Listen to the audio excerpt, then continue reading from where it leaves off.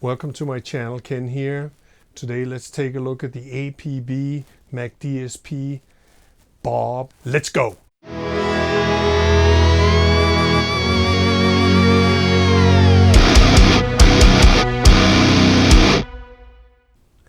The Bass Optimized Bias, or Bob, is the new module from McDSP for their APB system, which is basically analog.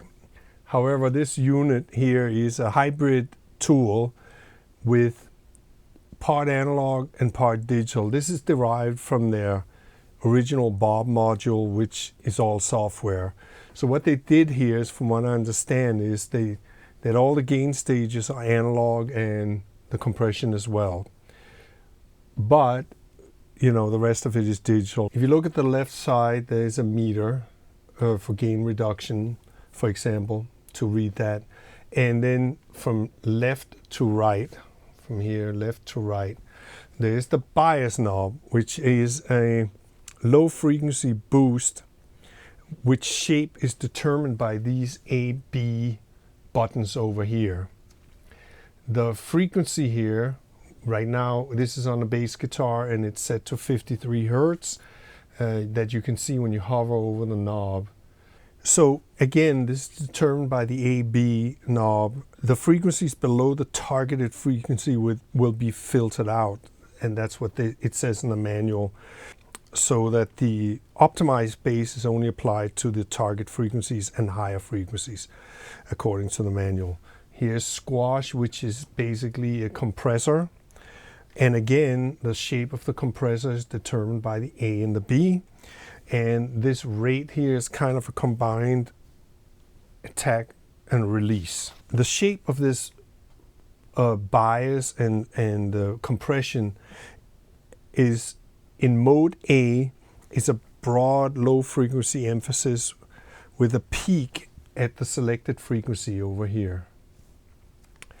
Mode B is more targeted low frequency emphasis with a peak at the selected bias frequency. So a little narrower.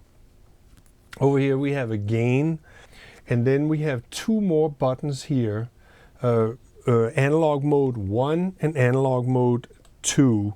Analog mode 1 is, according to the manual again, when it's off, analog boost and dynamic compression are gentle and the saturation region is larger.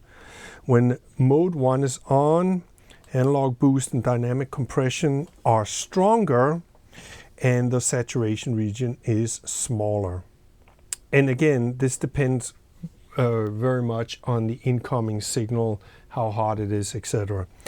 Analog 2, or analog mode 2, is when it's off, they call it low frequency correction is off, but when it's on, low frequency calibration and also to allow more low end saturation. In other words, it gets more saturated at the bottom end when analog mode 2 is on. So at the end of the line here, you have a trim button, and that's just to adjust the overall volume coming back into your signal chain.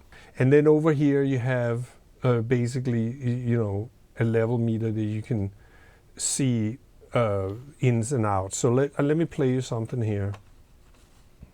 I'll solo the bass on this piece I have going here.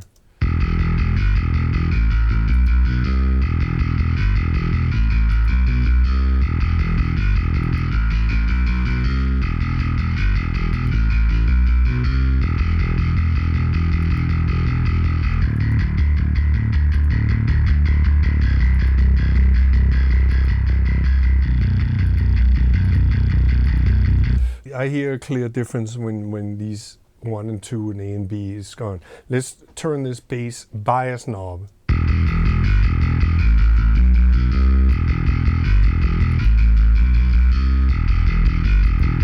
A lot of boomy. So let me back it off a little bit. Here's the frequency.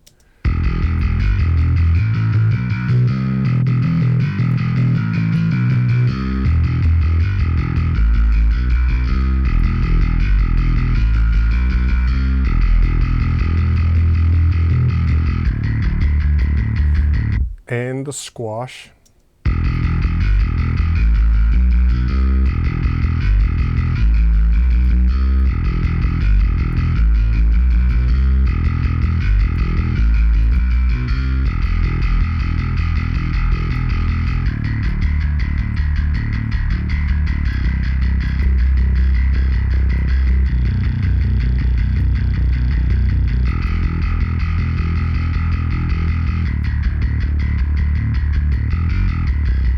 And with drums, now I have bob on the kick drum as well. So let me show you that.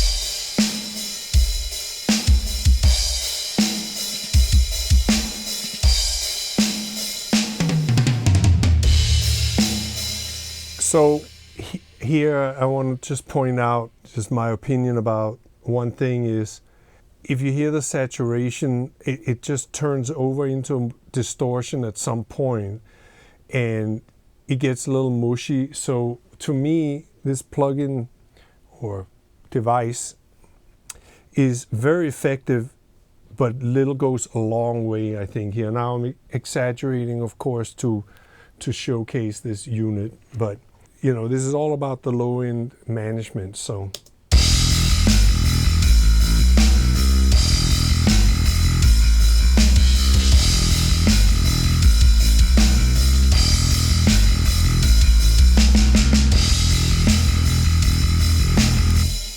in a lot of ways, this reminds me a little bit of the VOG, whether it's the plugin or the hardware version from Little Labs. Although you can do a lot more and you have a lot more control over the saturation and the resonant frequency. So let's hear the whole mix.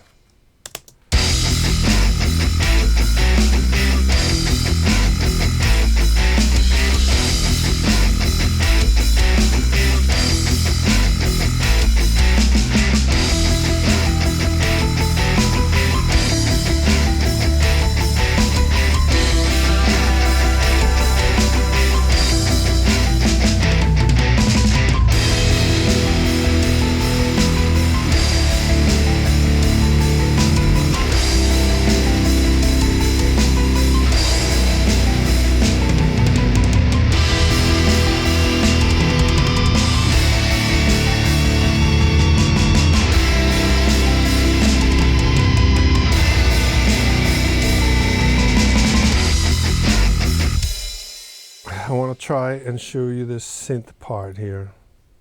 I'll just play this. This is with it. This is with and without.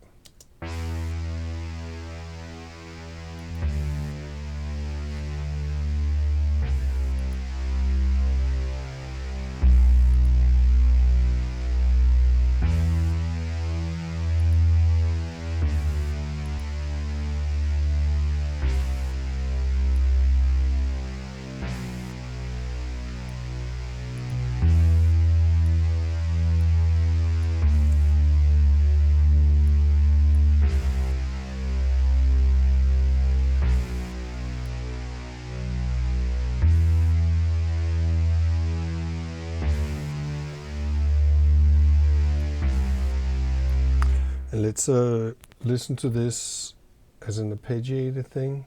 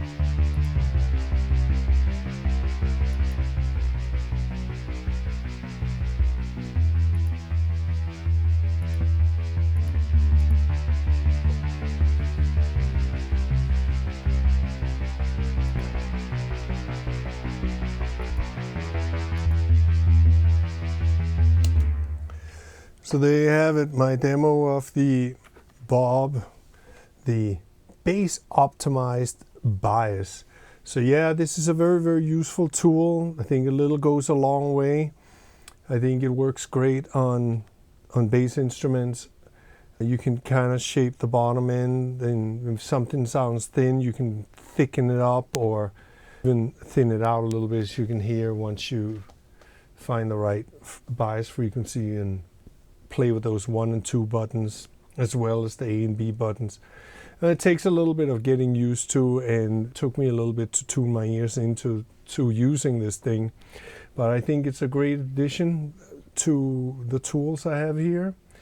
And I love the fact that it sounds analog in a lot of ways. It behaves like an analog device when you push it, for example, on the input or the output.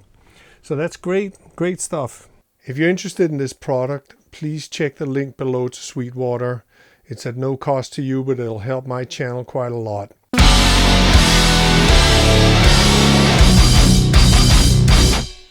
Thanks for watching. Please like, share, and subscribe.